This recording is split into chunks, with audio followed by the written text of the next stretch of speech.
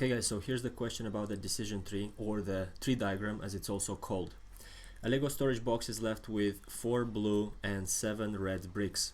Max takes a brick from the box at random, so it's random, and attaches it to his new castle. He then chooses another brick from the same box at random. Okay, complete the following tree diagram. Let's start. So when you solve such questions, it's nice to do the following. You make a summary: 4 blue, 7 red. You see, use letters, don't use full words, just save yourself time, make it easy to remember, to understand the sketch. In math, it's very useful to use sketches. So then you know that in total you have 11.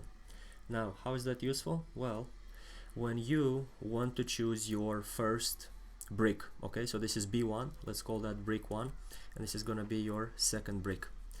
So out of 11 bricks, you know that you have 4, so the chance or the probability of picking a blue brick is going to be 4 over 11.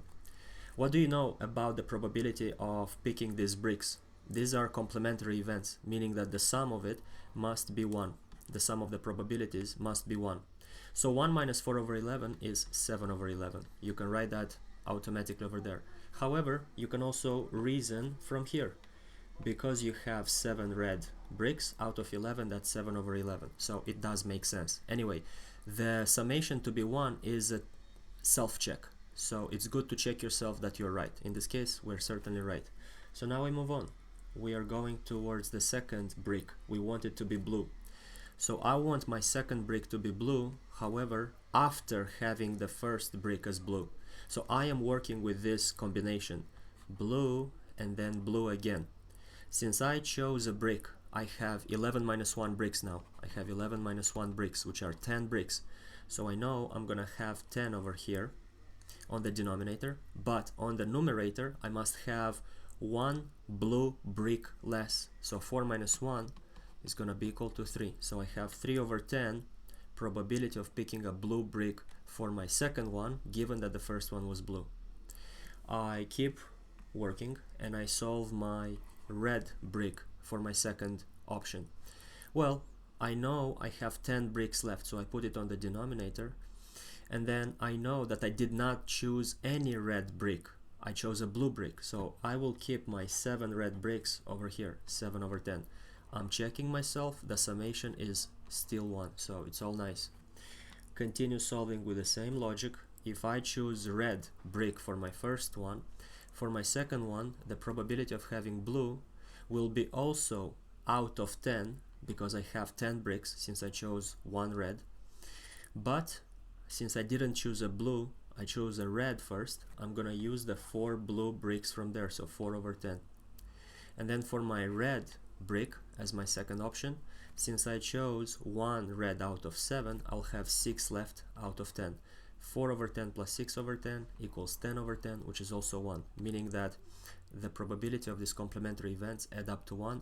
This is correct. These are your checkpoints for the decision for the tree diagrams. You want the probabilities to add up to 1. So the first question is done. Complete the tree diagram. We did. We're good. Let's go to part B. Calculate the probability that both bricks chosen by Max are of the same color. So let's break this down. Same color. What does that mean? Same color. We have 2 options in this question. We can have blue blue and we can have red red. Okay, since these are the options, we have to put them in a probability and calculate. This probability must add with this probability for the final answer. Now, this is a nice sketch for yourself, but on the exam you want to be a little more formal with your writing. So we're going to say the following: the probability of having the same color for the bricks, probability of having the same color, equals to the probability of having the first brick to be blue, so let's put it as B1, times the second brick being blue, so B2, given that the first one was blue. You see, we're using conditional probability, we're writing the right notation, we're making it professional, okay? Plus the probability, I'm gonna do the same thing for the red.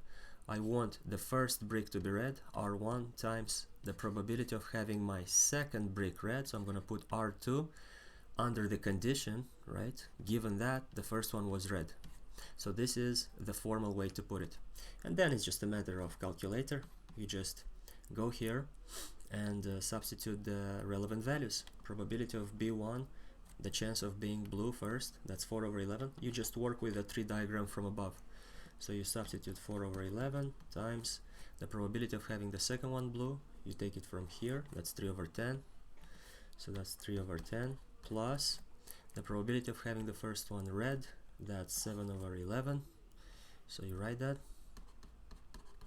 times the probability of having the second one red, you go here, 6 over 10. So you have times 6 over 10. You put this on your calculator, you should get an answer. And we're going to write the answer at 3 significant figures, which should roughly be 0.491 at 3 significant figures. That's it. That concludes the question. Hope this all made sense, and we're done.